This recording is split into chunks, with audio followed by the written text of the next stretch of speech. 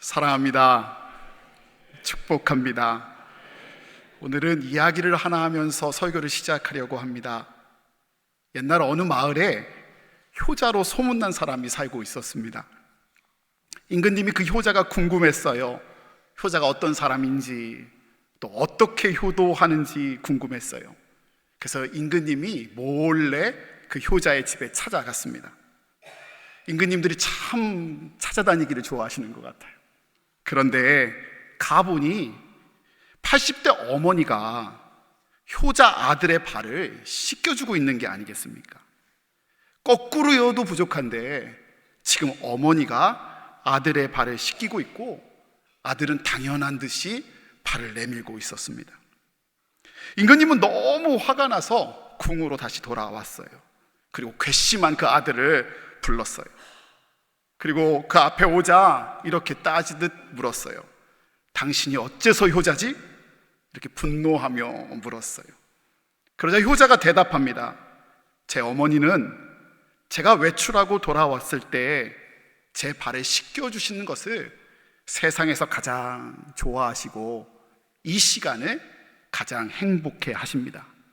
그래서 저는 어머니 뜻대로 어머니께 발을 내어드립니다 라고 대답했습니다. 이 유명한 이야기는요, 효도가 무엇보다 아버지의 뜻, 어머니의 뜻을 들어드리는 것임을 말해주고 있는 이야기입니다.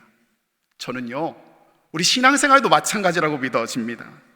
좋은 일 하는 것, 옳은 일 하는 것, 윤리적인 일 하는 것 중요한 일 맞습니다. 그러나 신앙생활의 본질은 아닙니다.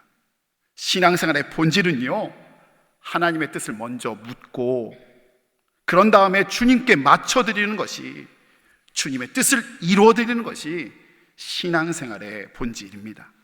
사랑하는 성도 여러분, 우리 아버지 하나님의 뜻을 기쁨으로 이루어드릴 수 있는 복된 저와 여러분 되시기를 간절히 소원합니다.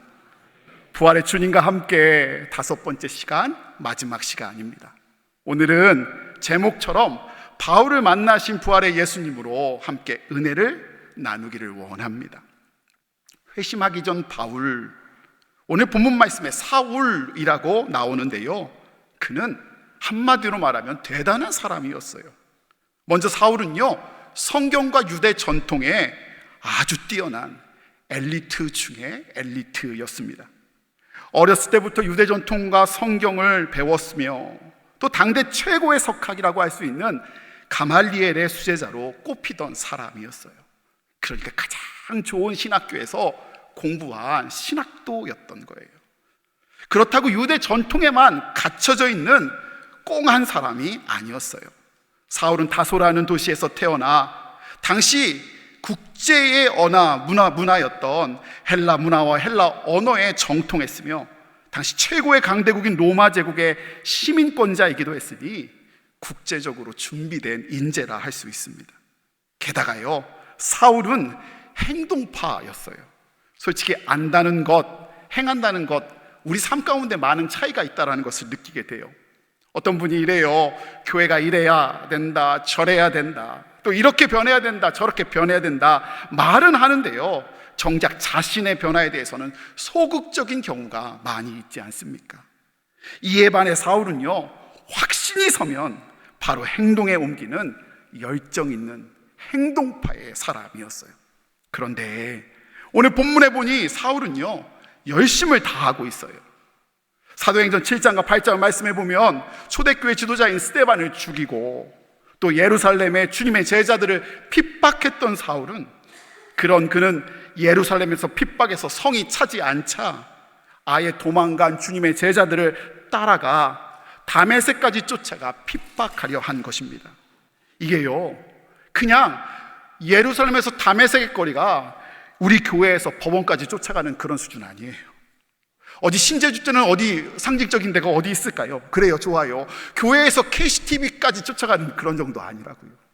어느 수준이냐? 예루살렘에서 다메섹까지의 거리는요, 제가 어저께 구글에서 찾아봤더니요, 자그마치 284km나 돼요. 안 놀랄 줄 알았어요, 내가. 예? 하루에 10시간씩 걸어도요, 일주일이 꼬박 걸리는, 저기 시간 보이세요? 59시간이 걸리는, 한 번도 안 쉬고 걸어도 59분이 꼬박 걸리는 먼 거리예요. 오늘 본문 말씀 1절에 이렇게 쓰여져 있어요. 함께 읽겠습니다. 시작.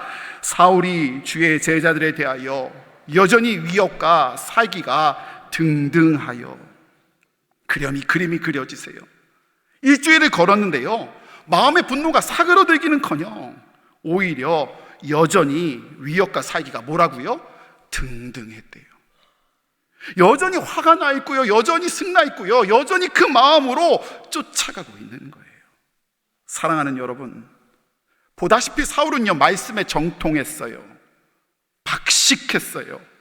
그리고 남부럽지 않은 행동력도 있었어요. 근데 되게 중요한 질문 하나 하려고 해요. 여러분이 알기에 사울이 행한 일이 옳은 일이었습니까? 아니면 옳지 않은 일이었습니까? 주님이 기뻐하는 일이셨습니까? 아니면 주님을 핍박하는 일이었습니까? 우리 답을 알잖아요. 옳지 않은 일이었고 주님을 핍박하는 일이었어요. 그런데 사울은 어떻게 생각했지요? 사울의 입장에서는 자기는 어떻게 믿고 했냐? 이게 옳은 일인 줄 알고 했어요. 게다가 이 일이 하나님의 일이라고 믿고 착각하고 했어요. 그것도 열심히요. 자신이 가진 지식으로, 그리고 자신이 가진 물질을 써가며 자신의 시간과 열정을 최선을 다해 이 일이 하나님께 충성한다고 착각하고 했어요. 저는 이 말씀 읽는데요, 안타깝다 못해 너무너무 무섭더라고요. 우리가 열심을 다하고 있는데요, 우리가 최선을 다하고 있는데요, 이게 하나님 일, 교회 일이라고 믿고 하고 있는데요, 하나님이 저한테 그러는 거예요. 마지막에 이거 너 나 핍박하는 일이라고 말한다고요. 지금 그런 상황이라고요. 사울은 자기 자신이 율법적인 틀을 정해놓고요, 틀렸다, 다 제거되어야 한다, 고쳐야 한다라고 생각했어요. 나 아니면 누가 이 정의를 집행하느냐 하며 스스로 의로운 재판관임을 자청했어요. 죄송한 말씀이지만 그러나 그의 실력과 열심에는 예수님의 뜻이 있지 않았어요. 죄송해요. 지가 원하는 일, 자기 원하는 일 하고 있었던 거예요. 자기가 원하는 일만 하다가 하나님이라고 말은 했지만 하나님과 반대길로 가고 있는 게 바로 오늘 사울의 모습이에요. 이런 사울식 사고방식을 우리가 경계해야 할 줄 믿어요. 기독교 역사를 보면 정작 교회를 파괴하고 피바람을 몰고 온 사람은요, 교회 밖에 있지 않았어요. 십자군 전쟁, 마녀 사냥, 그들은요 교회 안에 있었던 이런 사울식 사고방식들의 사람들로 인해 이뤄진 거예요. 여러분, 이 시간 딴 사람 생각하지 않으셔도 돼요. 우리 다 똑같이 우리 안에 그 마음이 있어요. 하물며 말씀을 전하고 있는 제 안에도 이런 사울식 사고방식이 있다고요. 사랑하는 성도 여러분, 우리 주님은요 악으로 이기라 말씀하지 않으셨습니다. 아멘입니까? 기억하세요. 악에게 지지 말고 도리어 악을 선으로 이기라고 주님은 말씀하셨습니다. 악을 사랑으로 이기라고 말씀하셨습니다. 여러분, 예수님께서 그 밤 로마 병정에게 잡히시던 날, 그날을 기억해 보세요. 베드로는 예수님을 지키기 위하여 칼을 휘둘렀습니다. 근데 예수님이 베드로에게 뭐라고 하십니까? 예수님은요, 하물며 예수님을 위한 그 칼마저도 허락하지 않으신 예수님이세요. 예수님의 방법이 아닌 거예요. 악으로 선으로 악을, 부활하신 예수님의 사랑으로 악을 이기는 저와 여러분, 그리고 우리 교회 되기를 간절히 소원합니다. 부활의 주님과 함께 지난 5시간을 살펴보면요, 부활의 주님이 막달라 마리아를 만나주시고 도마, 베드로, 요한을 만나주셨어요. 그리고 오늘 바울을 만나주셨는데요, 이 5명의 사람을 만나주신 예수님에게 공통점이 하나 있다는 것을 발견해요. 그것은 다름 아닌 예수님이 그들을 찾아오셨어요. 마리아가, 도마가, 베드로가, 요한이, 바울이 예수님을 찾아간 것이 아니라 예수님이 찾아오셨어요. 게다가요, 예수님께서 찾아오실 때에는 그들이 준비해 있던 상황도 아니었고요, 그들이 자격이 있어서 찾아온 것도 아니었어요.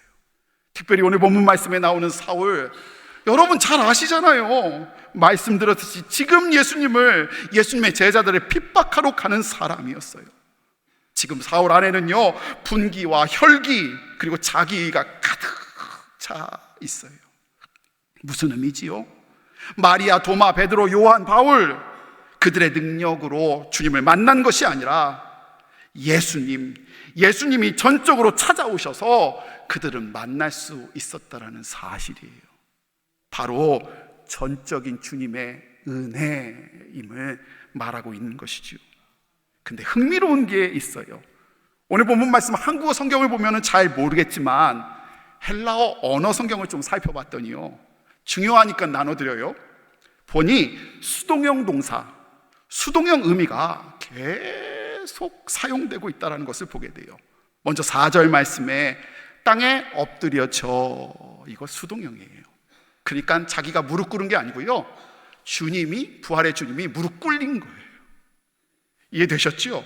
그 다음에 이어지는 중반에 들으매라고 쓰여져 있는데요, 원어적인 의미는 듣게 하매, 듣게 되매예요. 이것도 수동형이에요. 8절 말씀에 보지 못하매, 이것도요, 눈 감게 만들어버리신 수동형이에요. 또 그 다음에 8절 중반에 손에 끌려도 역시 수동형. 9절 말씀에 마지막에 보지 못하고 먹지도 마시지도 아니한지라 라고 쓰여져 있지만 이것도요, 원어적인 의미로 듣지도 보지도 마시지도 못하더라예요. 그러니 모두 수동형 의미가 계속 사용되어지고 있어요. 자신의 똑똑함과 지혜와 명철로 자발적으로 판단하고 행했던 사울이요, 부활하신 예수님 만난 다음에 어떻게 변했냐? 수동형 인간으로 바뀌었어요. 꿀리는 사람, 끌려가는 사람, 보지 못하는 사람, 먹지도 마시지도 못하는 사람, 그저 주님께 끌려가는 수동형 인간이 되었어요. 여러분, 이걸 전문 용어로 뭐라고 하는 줄 아세요? 은혜라고 해요. 자기의 의지로 살아가는 것이 아니라, 자기의 생각으로 살아가는 것이 아니라, 그는요, 은혜에 이끌려 살아가는 사람이 되어버린 거예요. 왜 이게 은혜인 줄 설명해 드릴게요. 그는 무릎 꿇을 일 없었던 사람이었어요. 그런데 주님은요, 그로 무릎을 꿇려 첫 번째 참 예배를 드리게 하셨어요. 그는요, 자기 생각과 자기 의로 가득 찬 사람이었어요. 근데 주님은 눈 감게 하시고 보지 못하게 하셔서 그로 비로소 하나님의 생각을 하게 만드셨어요. 그는 자기가 가고 싶은데 어디든 찾아가는 사람이었어요. 그런데 주님은요, 그로 끌려가는 인생이 되게 하셔서 소망으로 살아가는 소망자, 사명자로 바꿔주신 거예요. 그래서 은혜인 줄 믿어요. 사랑하는 여러분, 이제 묻겠어요. 여러분의 삶의 방식은 어떤 삶의 방식인가요? 여러분이 간구하고 원하시는 삶의 방식은 어떤 삶이세요? 끌고 가고 싶으세요? 아니면 끌려가고 싶으세요? 누군가에게 끌려가는 삶, 유쾌하지 않은 삶인 거 분명합니다. 그러나 끌고 가시는 분이 우리를 사랑하시는, 우리보다 우리를 더 잘하시는 주님이시라면 그 삶이 복된 삶인 줄 믿습니다. 그것이 은혜인 줄 믿습니다.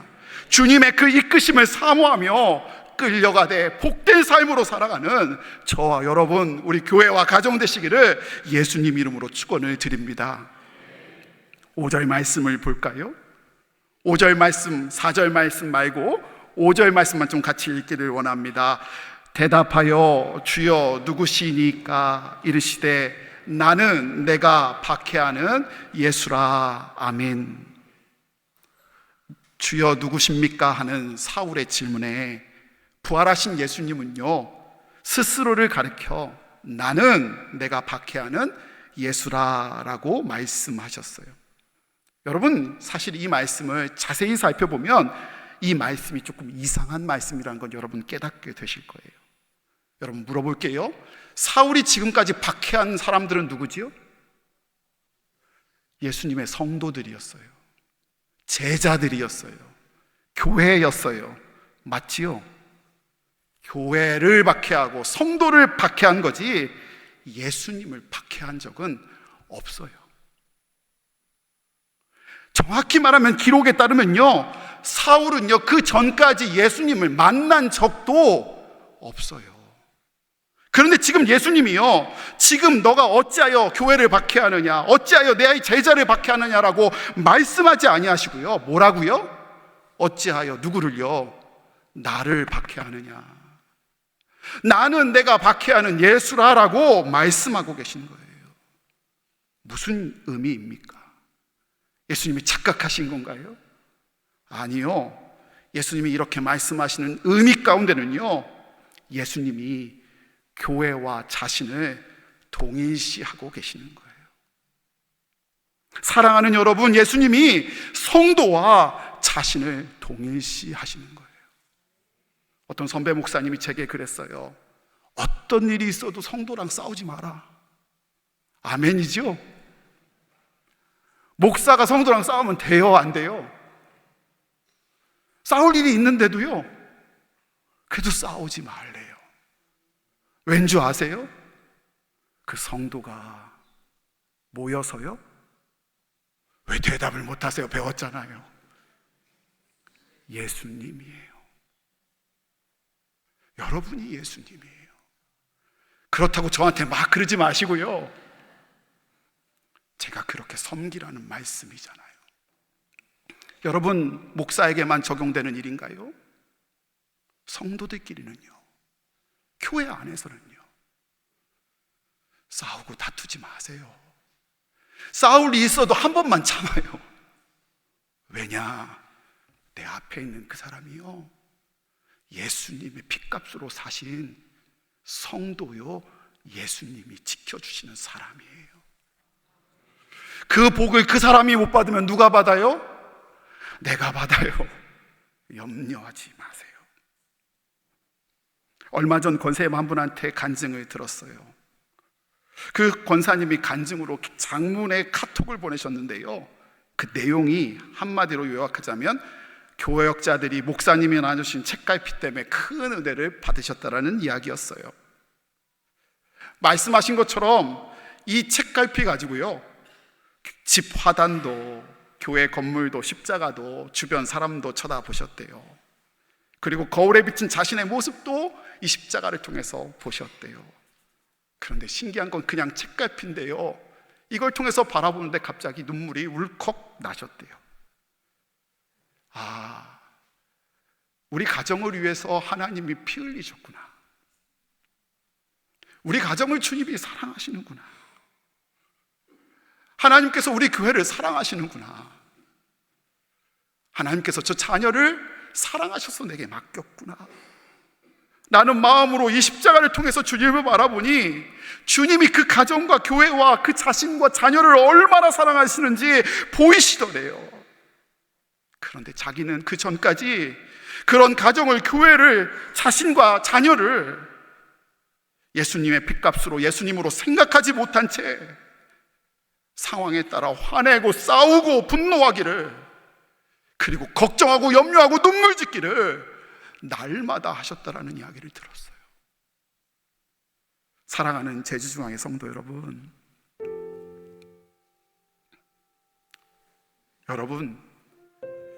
예수님의 십자가 사랑으로 가정과 교회, 자녀를 바라볼 수 있기를 원합니다. 부활의 예수님이 사울을 찾아가신 이유는요, 사울 야단치러 가신 게 아니더라고요. 사울의 행위에 대하여 복수하기 위하여 가신 것도 아니더라고요. 부활의 예수님은 은혜로 사울을 바라보시며 그로 회복시켜 주시기 위하여 찾아가셨더라고요. 주님은 피 반역자 사울을 바꿔 예배자로 만들어 주셨고요. 무릎 꿇을 일이 없었던 그로 하여금 꿇려 예배하는 자로, 주님 앞에 진정한 예배하는 자로 만들어 주셨어요. 자기 마음대로 자기 뜻대로 사역하고 징계하고 질타하고 징계자로 나서는 사울을요 붙들어 눈 감기고 마음에 침묵하게 만들어 하나님께 이끌려가는 소망자로 삼아 주셨어요. 회복시켜 주신 거예요. 그 하나님이 오늘 우리와 함께 계실 것을 믿습니다. 이 종이 하지 못하는 부분도, 우리의 기도 가운데 하지 못하는 부분도 하나님 아셔서 친히 찾아가셔서 그 역사를 이루실 줄 믿습니다. 여러분의 시각과 생각과 여러분의 상황을 바꿔주실 줄 믿습니다. 회복시키시는 하나님, 그 부활의 하나님이 저와 여러분의 하나님으로 찬양되고 고백되는 역사가 가정과 교회 가운데 넘쳐나기를 소원합니다. 우리 이 시간에 함께 찬양하고 결단하고 기도하기를 원합니다.